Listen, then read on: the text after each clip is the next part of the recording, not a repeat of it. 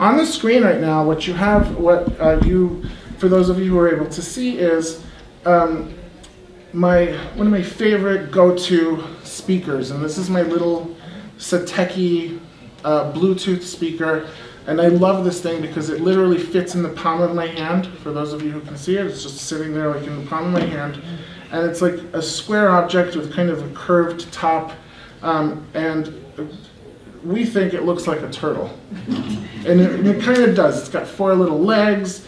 And I think the head is, I think it's sleeping because there's no head. But it looks kind of like a turtle. And it's a really nice little speaker, but it cost me $40, which is what I love about it. So it's really nice. It's relatively inexpensive, and it does a lot of different things. So not only can you use it via Bluetooth, but you can also use it hardwired. So it comes with a connector. And initially, what I'm going to do is show it to you as a hardwired device, and then I'll connect it with my other devices via Bluetooth, and you'll see how it works. But what's cool about this thing is it has a bass boost feature, which basically I unscrew a piece at the top and it kind of springs up, right? And it gives me a little extra bass or a little extra quality in my sound. So I'm actually gonna plug it in to a computer. And hopefully this will work. I should probably turn it on, huh? That would work, yeah. Let me turn on. Sometimes, unfortunately, with Bluetooth devices, you don't get sound. Thank you. You don't get sound effects, so you don't know when they're on or off, and that kind of frustrates me. That's not the case with this particular speaker. So this one actually has a double beep, which I'll hold it up to the microphone. Did you hear that? That means it's on. So I'm going to plug it into my little trusty computer over here and put it into the correct mode, because you have to put it in the right mode, right? Generally. 1:27 p.m. Not bad for a little thing like this, right? Has some really nice quality sound, and I've connected it, like I said, through a hardwire, through a standard cable, like a standard headphone jack on my computer. Windows N, desktop, folder view list, JAWS 11, QuickTime, Skype. Okay, there's my computer going. But here's the other, here's what I wanted to show you really, is this keyboard. This is called the ARC. It's a wireless keyboard. It's really small, but the keys are really nice sized. And this allows me to work with my computer wirelessly. And right underneath in a little magnetic hub is this little USB little thingamabob. Transmitter, thank you, Lynn, that's a good word for it. So I'm gonna plug this little transmitter into my computer over here, and hopefully it will recognize the keyboard. We'll see.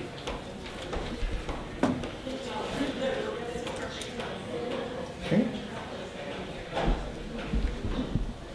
Nothing. It's good you're doing your demo. Of course it is. No worries.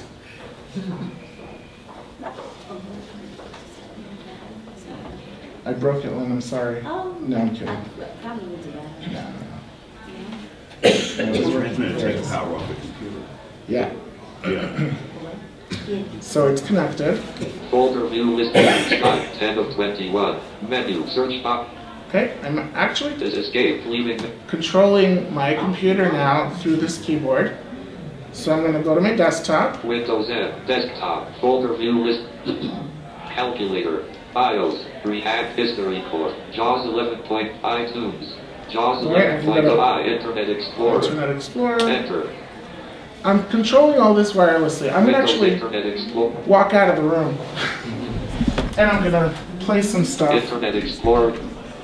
So you guys can see me walking over here to the right, holding my little keyboard. New tab, space. Space, space. Menu, search box, edit. Right? Can you see that I'm pretty far from my computer? All RF, Micros, iTunes, Windows, any Magnify, Welcome Center, Sub, Discover Windows 7, Transfer your bot. Share with a home group. And 3 of 8. this works amazingly. I mean, you can see it's pretty responsive. It works really fast. Escape. And I just love this because I don't have to be, if my computer needs to be plugged in, I don't have to be next to my computer if I want to use it. Right? I can be in the comfort of my most comfy chair. I could be in the laundry room, preparing my laundry and still controlling my computer. Well, it's true, I do this. Well, for those of us lucky enough to have a laundry room, sorry. Right, yeah. But my point is, this is a device, and all I did was plug in that little hub, and automatically it recognized it, right? The first time it didn't because I put it in a different hub, but this one, for some reason, this particular USB port works best. So I put it in there, and automatically it saw it, and then we're up and running. And it just makes life very, very easy to work with this type of technology, and that's why I love wireless technology, because it gives you it does give you freedom. Thank you, Maria. So for people who have really large computer monitors, it's really helpful because you can sit anywhere and you can control your computer on a really large monitor.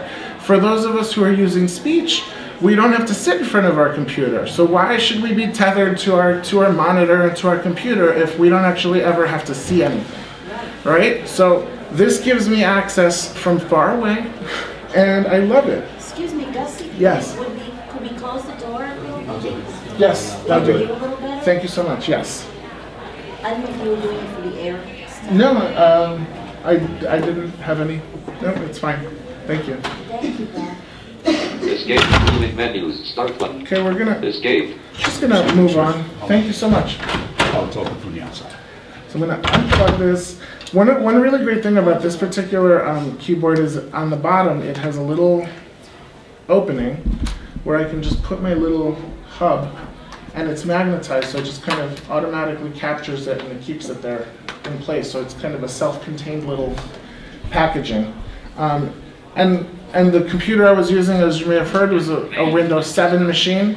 So this connects, I believe it connects with both Apple and PC products. Yes. And it works really nicely. The keyboard configuration, obviously, because it's a smaller portable device, is a little different than a standard keyboard, but it's not hard to learn. I haven't used it very much, but I didn't have too much trouble with it, no? Right? Yeah. Okay. Gonna keep moving stuff off the table as we go And while along. you do that, Gus, I just Yeah. wanted to say that if you're looking for the 4 arrow keys on that computer, it's all one button. It's in one button. I never saw anything like that. But there's Yeah, it's one got a key. nice multi-directional Yes. cursor control. So it's kind of like having a how do we call it? Uh-oh. You know, it's kind of like what used to be on the old phones that we used to, you know, that people used to have to control the menus, right? So it used to have the button that was a circular button, and they were each 12, 3, 6, and 9 position were a direction, and then the center was enter, and that's exactly how this, except for the center thing. Moving on, I have another keyboard here. This is an Apple Bluetooth wireless keyboard. One of the things I love about my Apple products is they really work well together. So I'm going to connect this to my iPad. And a couple of things to note about Bluetooth, and you'll notice as we go through this afternoon, some devices require a code, right? Like it needs a pairing code, or when you connect two devices via Bluetooth technology, it's called pairing, right? So some devices require that you enter a pairing code so that the two devices know that they're talking to each other. Other devices do not require a pairing code. I don't know why. My experience has been speakers don't usually require pairing codes. Keyboards usually do. Don't know what the difference is, but that's what I found. Braille devices also require a pairing code, but most of those come with their own pairing code, as opposed to the Apple keyboard, which has a pairing code that is generated by the device. So I'm gonna pair my keyboard with my device here. Let's see how we can do this. I'll put the iPad under the document camera. All right. Get some sound on here. Double tap to open. Safari. Double tap to open. Again, this is my lovely little $40 speaker. Mail. Safari. Notes. Music.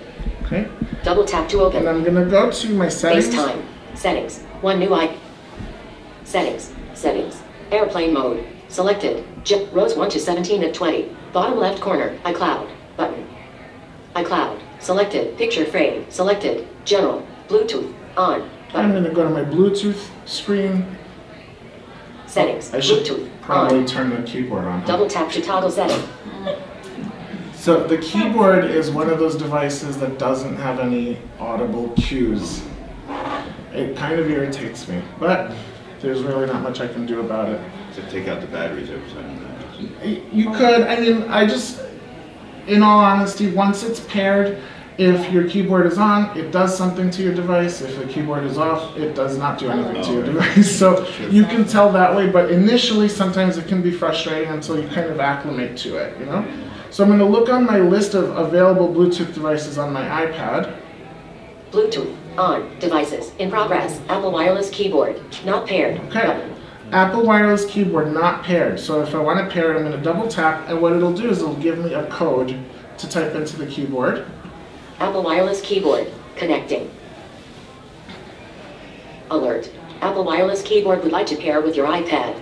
Enter the pin code 0281 inches on Apple wireless keyboard, followed by the return or enter key. 0281 and return.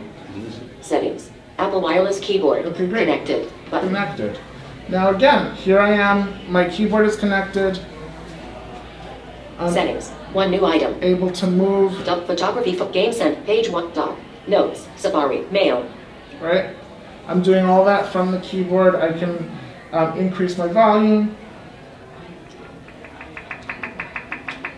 right, or decrease it.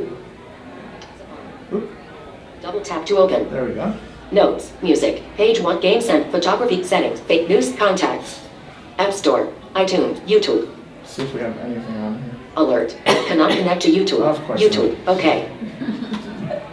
YouTube. Heading. Yes. I think Alert. I know why Select the Wi-Fi network or cancel. they want you to pair keyboards. It's an input device. I could turn on my refresher braille now, and if it didn't require a pairing code, it would automatically pair with your computer, and I can control your computer.